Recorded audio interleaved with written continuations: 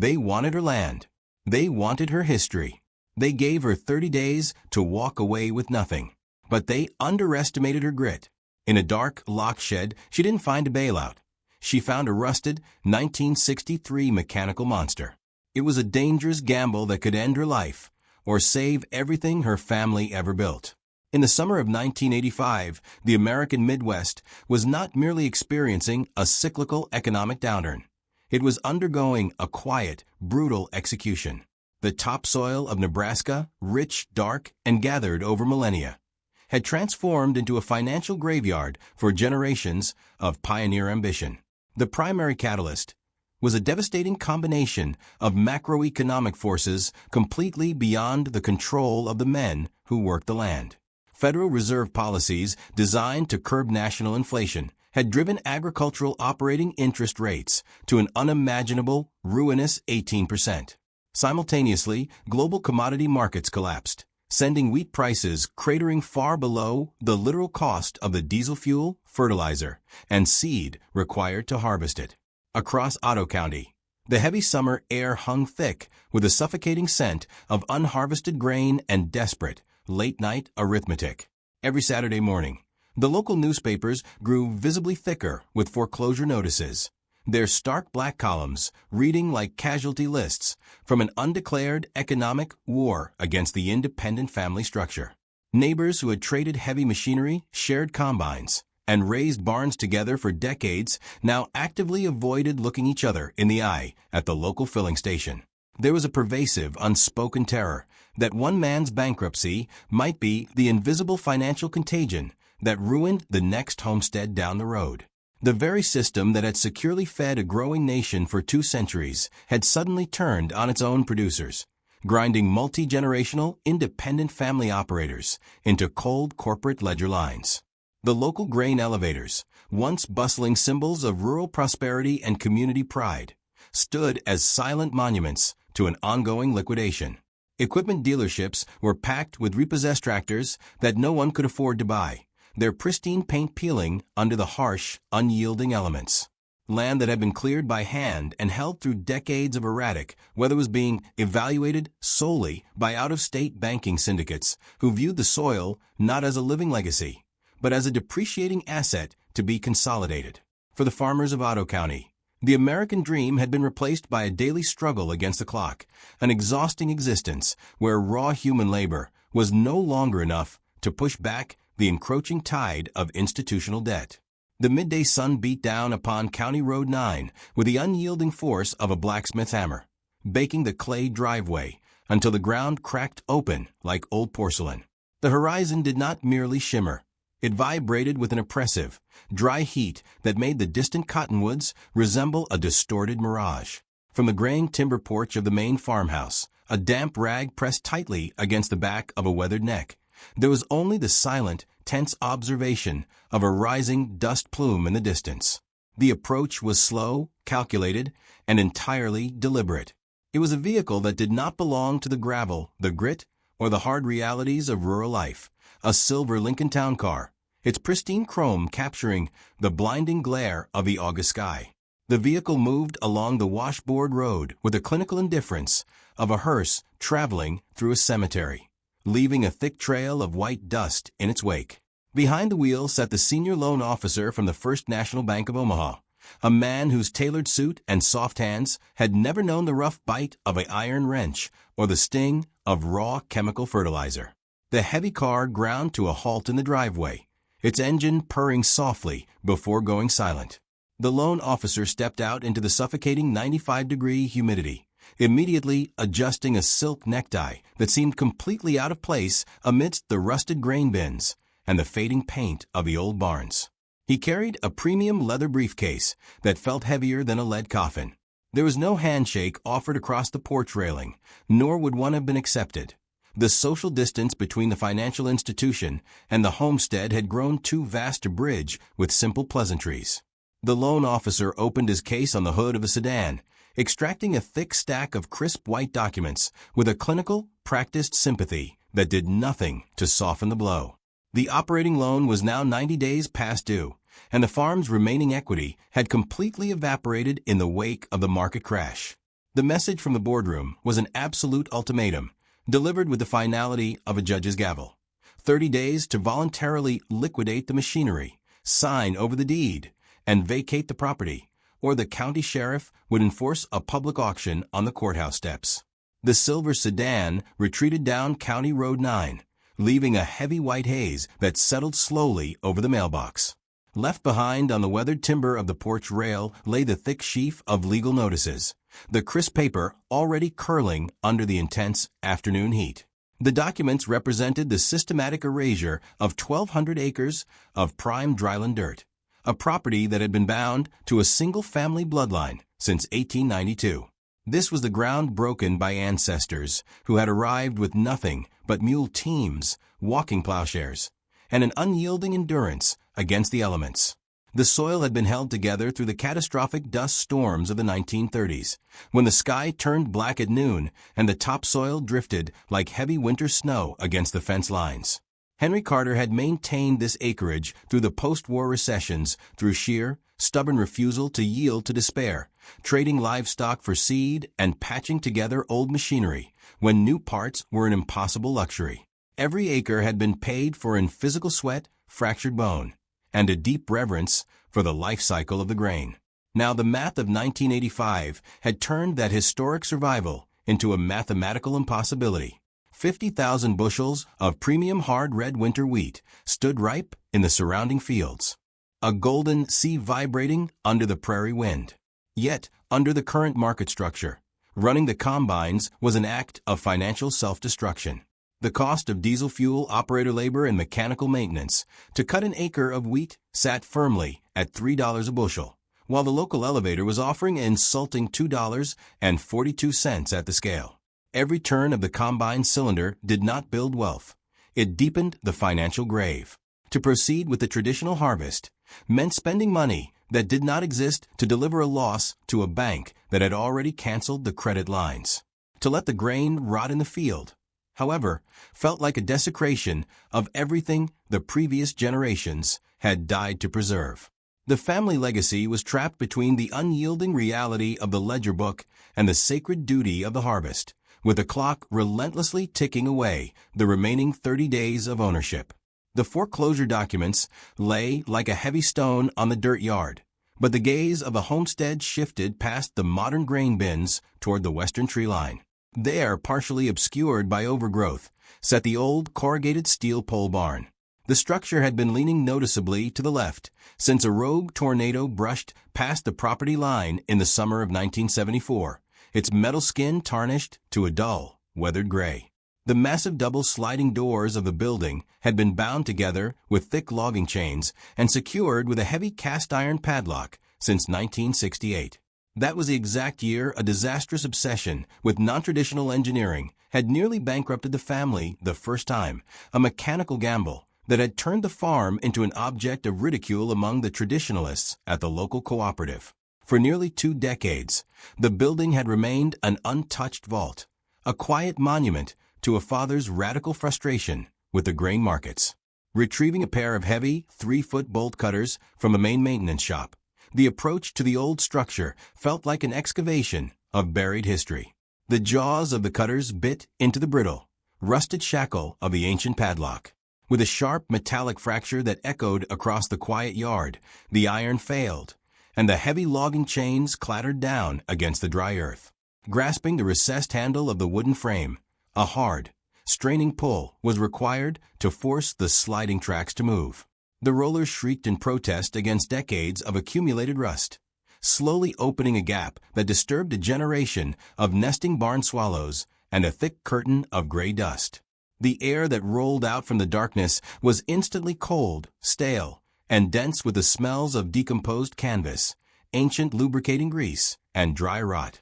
In the center of the deep gloom sat a massive angular shadow, its true proportions completely hidden beneath a patchwork of heavy, stiffened tarpaulins.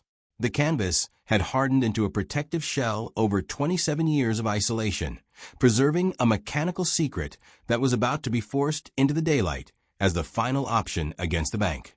Grasping the brittle, stiffened edge of the upper canvas tarp required a hard, straining effort that sent a cascade of gray dust into the cold air of the barn. The material was heavy, ossified by decades of dry rot and neglect. But as the fabric finally yielded and slid to the dirt floor, the machine beneath was revealed to the light. It was an absolute monstrosity of industrial engineering, a dense complex of cast-iron conveyor belts, heavy-gauge steel hoppers, and a massive central pressure cylinder that seemed entirely alien to standard agricultural production. It looked less like a piece of farm equipment and more like a small locomotive engine that had been involved in a terrible, high-speed collision with a commercial flour mill. The entire structure was coated in a thick patina of dried grease and fine barn dust, but beneath the grime, the heavy iron framework retained an unmistakable aura of rugged, mid-century strength. Near the primary intake housing, a small, faded brass specification plate caught the dim light, its oxidized lettering reading, Lindstrom Mobile Extruder, Prototype 04, 1963. This was the physical manifestation of Henry Carter's ultimate defiance against the established system. While the other operators in the valley were focusing exclusively on purchasing larger tractors to cultivate more acreage, Henry had become utterly obsessed with the concept of value-add processing. He had encountered an eccentric Swedish engineer named Niels Lindstrom at an industrial exposition in Chicago, a man who shared his belief that raw commodity markets were a deliberate trap designed to keep independent producers permanently impoverished. Lindstrom had designed a mobile processing plant that bypassed the traditional grain elevator entirely. The machine did not merely harvest. It took the raw, uncleaned wheat directly from the header, flash-steamed the entire plant tissue under immense pressure within a heavy naval-grade steel boiler, and forced the superheated mash through hardened tool steel extrusion dies. The result was a dense, highly concentrated, weather-resistant pellet that served as an almost indestructible high-protein livestock feed. Henry had mortgaged half his acreage to secure the prototype, dreaming of a revolution that never arrived. Instead, the machine had proved to be a temperamental nightmare that now stood as the last line of defense. The town had laughed Henry Carter out of the coffee shop in 1964, labeling his acquisition as Carter's Folly. For 2 years, the machine had leaked steam, jammed its extrusion dies, and proved too heavy for the soft Nebraska bottomlands. When a high-pressure valve failure nearly cost a farmhand his life, Henry had finally conceded, storing the beast away in the dark. But the economic devastation of 1985 had completely inverted the logic of his failure. While raw wheat was currently a financial liability in Nebraska, an unprecedented, catastrophic drought was systematically scorching the rangelands of the Texas Panhandle. Down south, the pastures were dead, natural hay supplies were utterly exhausted, and independent ranchers were facing the wholesale liquidation of their breeding herds because shipping bulk grain by rail was prohibitively expensive. The math of value-add processing suddenly offered a desperate, brilliant alternative to bankruptcy. At $2.42 a bushel, selling raw grain to the local elevator meant immediate foreclosure. However, down in Texas, a 50-pound bag of processed, high-density livestock feed was currently fetching $12 on the open market. Because the Lindstrom extruder used the entire plant, converting the worthless chaff, the straw, and the grain into a concentrated, nutrient-dense pellet, a single bushel of wheat processed through its cylinders yielded the equivalent of nearly $15 in premium survival feed. If the old machine could be resurrected, 50,000 bushels of worthless commodity grain would be transformed into an invaluable lifeline for desperate cattlemen. The differential was staggering enough to pay off the First National Bank note in full, cover the outstanding operating expenses, and send the corporate syndicate empty-handed back to the city. It was a delusional gamble based on an unproven prototype, but it was the only equation that offered survival over surrender. The plan required shifting from the role of an exploited commodity producer to an independent industrial manufacturer, using 20-year-old Swedish iron to bridge the gap between financial ruin and absolute independence. The next 48 hours dissolved into a blur of black oil, lacerated knuckles, and sheer adrenaline. The restoration required specialized mechanical expertise, leading to a midnight meeting with Dale Henderson, the veteran operator of the local heavy-duty diesel repair shop. Dale was a man with grease permanently etched into the lines of his palms, and he owed the Carter bloodline a life debt from a catastrophic tractor accident back in the winter of 1972. When the favor was finally called in, he arrived at the Leaning Pole barn with a flatbed truck loaded with industrial tools, heavy torches, and severe professional reservations. Crawling over the massive iron framework with a technician's lantern, his expression darkened as he cleared the grime from the primary pressure vessel. The core of the Lindstrom extruder was a massive steam boiler constructed from thick, surplus naval steel, a legacy of post-war industrial manufacturing. Dale wiped a mixture of sweat and iron rust from his forehead, shaking his head at the primitive mechanical pressure regulators. He explained that if the ancient safety valves stuck under load, the resulting explosion would not simply crack the manifold. It would level the barn structure and everyone inside it within seconds. The response from deep within the chassis was an unyielding command to make sure the valves did not stick. Working in absolute secret to avoid tipping off the bank assessors, the two spent days systematically rebuilding the entire pressure system. They replaced disintegrated copper lines with modern high-pressure steel hoses and hand-turned new internal seals on Dale's shop lathe. The ancient, mouse-chewed wiring harness was stripped away entirely and replaced with heavy-duty industrial cables capable of handling the vibrational stress of the massive diesel power plant. Every bolt required the immense leverage of a 3-foot breaker bar, and the physical toll was exhausting. Yet, as the alignment of the internal augers was slowly restored, the dangerous machine began to resemble a functioning industrial plant rather than a rusted monument to a past bankruptcy. The rumors of mechanical activity within the Leaning Pole barn traveled through Otto County with the speed of a prairie fire. In a rural community where survival depended on shared resources, unusual orders for high-pressure industrial fittings and specialized diesel gaskets could not be concealed from the local merchants. It was on a humid Tuesday evening when the corporate shadow finally fell across the property. A brand-new pickup truck, its engine humming with quiet power, ground to a halt in the dry stone driveway.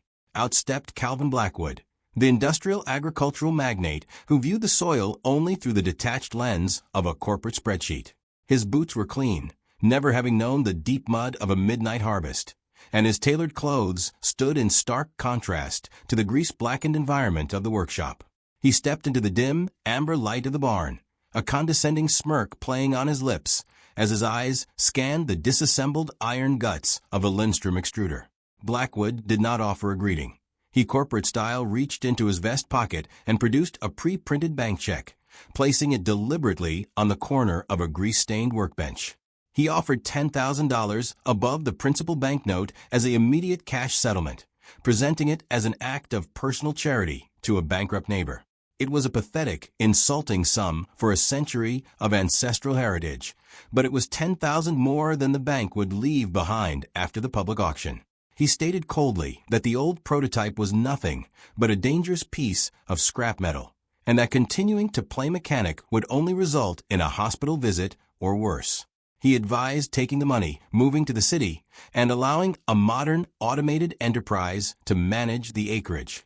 The rejection from the shadow of the chassis was immediate, delivered with a quiet, dangerous intensity that cut through his corporate condescension.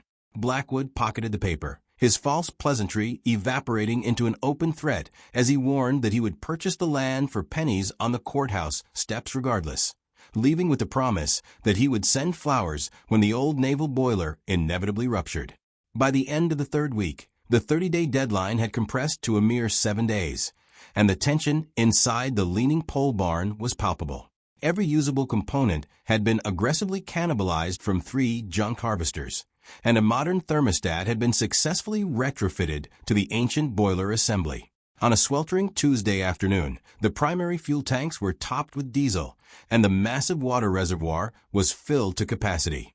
Dale Henderson stood precariously near the manual kill switch, his face pale under a layer of industrial grime, while the operator's seat was scaled for the final test. Over the dry wind whistling through the corrugated steel walls, the signal was shouted to prepare for ignition. Dale responded with a tense nod, his hand resting tightly on the emergency lever. The heavy key was turned in the ancient ignition switch.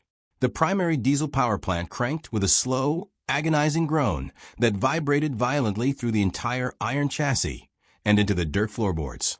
It coughed once, spat a thick, oily plume of black exhaust into the rafters, and then suddenly caught, roaring to life with a thunderous, rhythmic pulse that shook the old timber supports of the barn. On Dale's signal, the massive steel lever was thrown to engage the power takeoff assembly. With a piercing metallic screech, the primary conveyor belts began to advance, and the heavy internal shredding augers cleared their paths before settling into a steady, vibrating hum.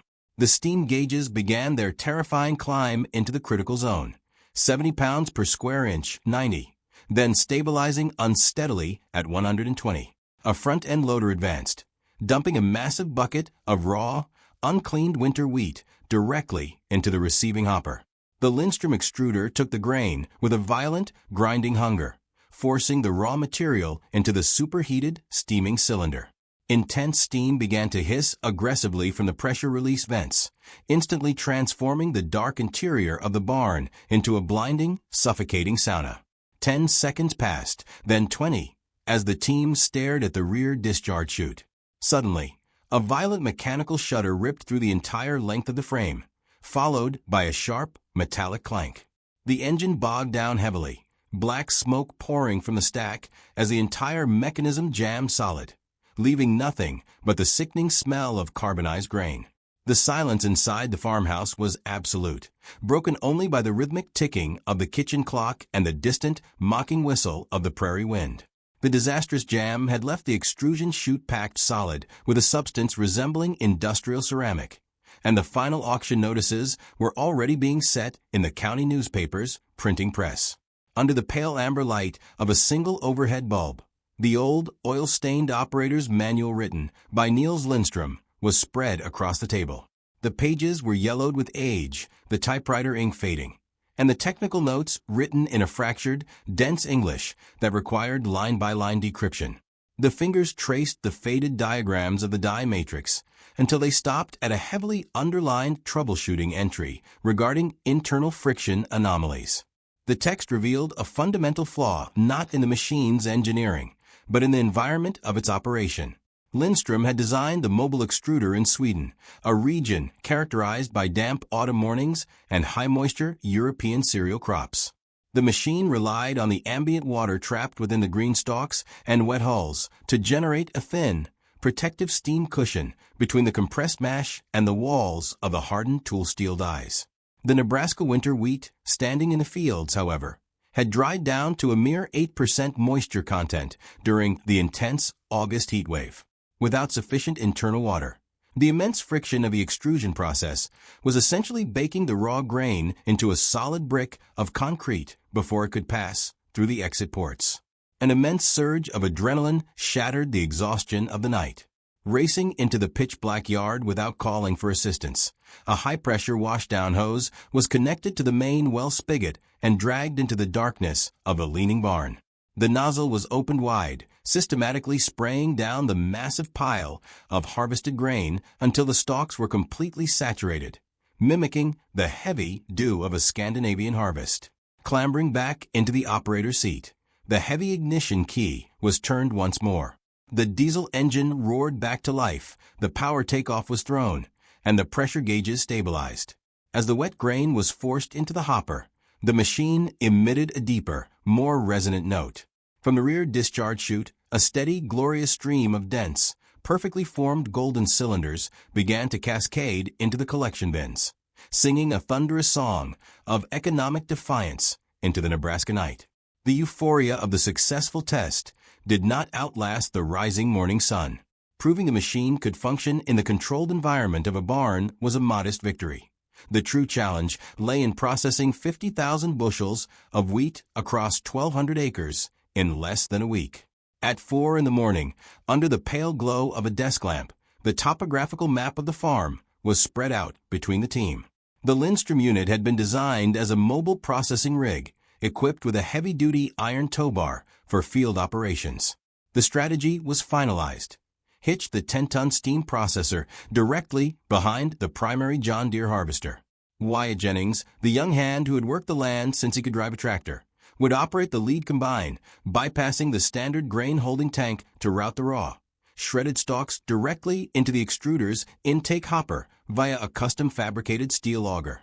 To overcome the moisture deficiency during the brutal heat of the afternoon, an old 200-gallon chemical sprayer tank was retrieved from the tall weeds of the fence line. It was lifted to the roof of the Lindstrom's iron frame and secured with heavy-duty cargo ratchets.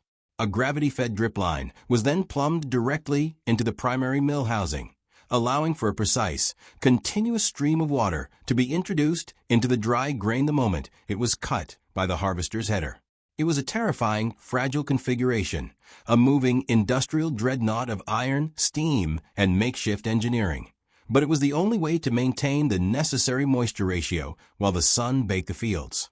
By noon, the caravan stood assembled in the staging field. When the engines roared to life, the noise was deafening, a cacophony of mechanical stress that echoed across the dry plains. As the harvester's header chewed through the golden standing crop, the material was instantly met by the water injection and driven into the extruder's pressure chamber. Dale Henderson clung to the narrow catwalk of the swaying iron machine, manually adjusting the steam valves and water flow while navigating the rhythmic, violent vibrations. Parallel to the moving train, a grain truck drove at a crawl, its bed catching the constant, glorious cascade of hot, high-density cattle pellets. For 3 days and 3 nights, the operation never slowed, with floodlights cutting through the dust clouds to ensure the harvest continued under the relentless, star-drenched Nebraska sky. The massive plume of steam and black smoke rising from the north field was a beacon of defiance visible for miles across the flat horizon.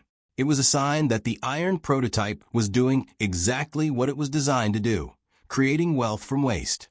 However, that same plume was an undeniable signal to Calvin Blackwood. Watching through high-powered binoculars from the gravel shoulder of the county road, his jaw tightened. He understood the mechanics of the operation perfectly.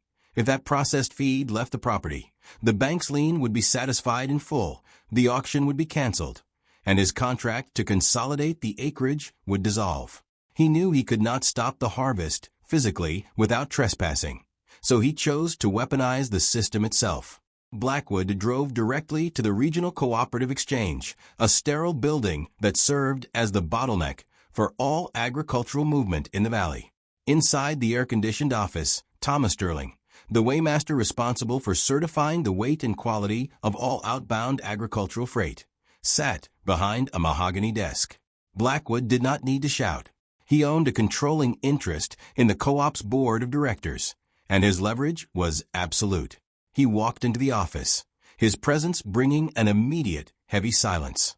He spoke of liability, safety regulations, and the catastrophic risk of certifying a product produced by an unregulated, homemade pressure vessel from the 1960s. He painted a picture where a single structural failure in the extruder could result in legal carnage for the co-op, directly threatening Sterling's career and pension. The manipulation was surgical. Blackwood insisted that Sterling find a regulatory reason to declare the product unfit for commercial transport. When the first semi-truck loaded with golden pellets arrived at the scale house on Friday morning, the weighmaster was ready. He refused to allow the vehicle onto the platform, citing an obscure safety mandate regarding unorthodox processing machinery. Without the official transit certificates, no legitimate commercial freight line in the state would touch the cargo. A single state trooper inspection at a highway scale would result in the immediate impoundment of the rig and ruinous fines for any carrier involved. Blackwood had successfully constructed a silent, legal blockade. The value was piled high in the silos, but it was essentially dead if it could not move past the fence line, with the auction date looming just 3 days away. The blockade at the cooperative scale house created a crushing finality, but it only served to drive the search for a clandestine alternative. Arthur returned to the farmhouse, his mind racing with his father's old strategies. He retreated to the quiet of the home office, a room that still smelled of old leather and history. He yanked open the bottom drawer of the heavy oak desk, frantically tearing through decades of tax returns and unsorted records. He was searching for a specific, weathered leather address book, the one his father had utilized during his speculative, high-risk trading days in the late 70s. after an hour of digging. He found it buried beneath a stack of archived correspondence. He flipped through the yellowed, alphabetized pages until he landed on the M section. There it was, Montgomery Bo Amarillo, Texas. Bo was a notoriously hard-nosed rancher who operated one of the largest independent feedlots in the Panhandle. They had partnered on cattle ventures a decade prior, and while the money was lost, a foundation of mutual respect had remained. Arthur grabbed the heavy rotary phone, the connection clicking through the long-distance lines until a gravelly voice answered. There was no time for pleasantries. He laid out the situation. 50,000 bushels of high-protein, weather-resistant pellets available immediately, 20% below market rate. The Texan didn't hesitate, agreeing to the purchase on one condition. The freight had to be delivered to his yard by Sunday morning, as he would not risk impoundment by sending his own rigs north. The challenge shifted to finding a fleet. That evening, Arthur rented the back room of the local Veterans Hall. He did not invite the wealthy corporate farmers, but rather the ghosts of the county, the independent owner-operator truckers, the wildcatters who were struggling to make payments on their own rigs. 30 men showed up, skeptical and weary. Arthur laid out the map to Amarillo, tracing a path down a network of neglected farm-to-market roads and obscure county dirt tracks. It was a route that bypassed federal way stations entirely, adding 200 miles of bone-jarring, hazardous driving. It was illegal, risky, and physically grueling. A massive driver named Big Jim, wearing a faded denim jacket, crossed his arms, stared at the map, and eventually nodded. He hated corporate interests. He was ready to haul the contraband and save the farm. The convoy of 6 massive semi-trucks idled on the dirt road at midnight. The air grew heavy, pregnant with the kind of humidity that precedes a violent Midwestern weather front. As the loading of the final pellets commenced, the sky broke. It was not a gentle rain. It was a torrential, blinding deluge. Thunder shook the earth, and lightning strobed, turning the night into flashes of harsh, violent daylight. Within 10 minutes, the bone-dry topsoil of the north field turned into thick, viscous, inescapable mud. The extruder, still running hard to process the final few acres, suddenly hit a patch of soft ground. Suddenly, the diesel engine let out a horrifying metallic rattle. Thick white smoke billowed from the exhaust stack, and with a violent shudder, the machine died, sinking axle deep into the mire. Dale scrambled over the catwalk in the pouring rain, shining a heavy-duty light into the engine bay. Arthur jumped down from the combine, wading through the freezing slush to reach him. The primary fuel filter was unscrewed, and the contents dumped out. Even in the rain, the smell was undeniable. Water. Someone had dumped fluid straight into the fuel tank under the cover of a storm. The sabotage was calculated to destroy the fuel injectors, ending the mission right there. "Can you fix it?" Arthur demanded, rain plastering his face. Dale nodded grimly. He had to bleed the entire fuel system in the dark in a thunderstorm. But they were still bogged down. The extruder weighed 10 tons. The combine was incapable of pulling it out of the quagmire. Arthur felt the clock ticking. The auction was only hours away. If the machine remained stationary, the dream died in the mud. "Get on the radio," Arthur ordered. "Tell the truckers to bring their cabs down here." While Dale frantically wrenched open the fuel injectors, purging the contamination, 3 massive semi-truck cabs disconnected from their trailers and backed slowly into the muddy field. Arthur grabbed heavy logging chains from a barn. Wading into the freezing muck, he dove under the chassis of a Lindstrom extruder, wrapping the thick steel chains around the front axle and attaching them to the tow hitches of the trucks. The engine cranked, sputtered, and miraculously caught. The 3 trucks roared, engines straining against the earth. Slowly, with a sucking sound that felt like the world tearing open, the machine broke free. The trucks dragged the massive extruder, still churning through the final wheat, onto the solid gravel. It was time to get to Texas now. The convoy tore south, the engines humming a relentless rhythm that kept exhaustion at bay. By Sunday morning, the life-saving cargo was offloaded in Texas. The transaction was swift. A certified cashier's draft for $500,000 was placed in hand, representing the absolute salvation of the homestead.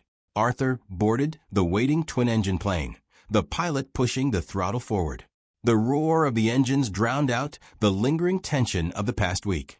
He touched down in Nebraska late Sunday, securing rest before the Monday morning confrontation on the courthouse steps. Monday morning at the courthouse was biting, the cold wind whipping across the limestone. The local farmers stood as a silent, grim phalanx, shoulder to shoulder, watching the bank prepare the property for auction. Calvin Blackwood stood on the top step, his suit impeccable, his arrogance absolute.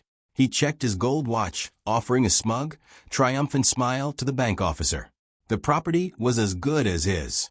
The gavel was raised to signal the start of the proceedings. Suddenly, the heavy wooden doors swung open with a definitive crack. Arthur walked through the crowd, steady, unyielding, and smelling of diesel and dust. He climbed the steps, ignoring the shock on Blackwood's face. He slapped the certified cashier's draft onto the wooden podium. It was enough to cover the debt and interest in full, with a surplus for future operations. The bank officer inspected the document, his hands trembling. The funds were verified. The debt was satisfied. "The auction is canceled," the officer announced, his voice carrying over the stunned silence. Blackwood's face flushed a deep, vibrant crimson, his corporate composure fracturing into pure rage. He stammered about illegal freight, but the legal reality was immutable. The wheat was not a raw commodity. It was a processed product, rendering the lien null and void. The loophole held. Blackwood turned and forced his way through the crowd. His influence in the county shattered instantly. The farmers erupted in a roar of victory, the sound echoing against the brick buildings of the town square. The land remained in the hands of the man who had earned it. If this story of grit and ingenuity captivated you, please hit the like button. It helps us illuminate these forgotten histories. Share this video with those who value the spirit of the independent producer. Subscribe to the channel. Drop a comment below. Would you have risked everything on a broken machine?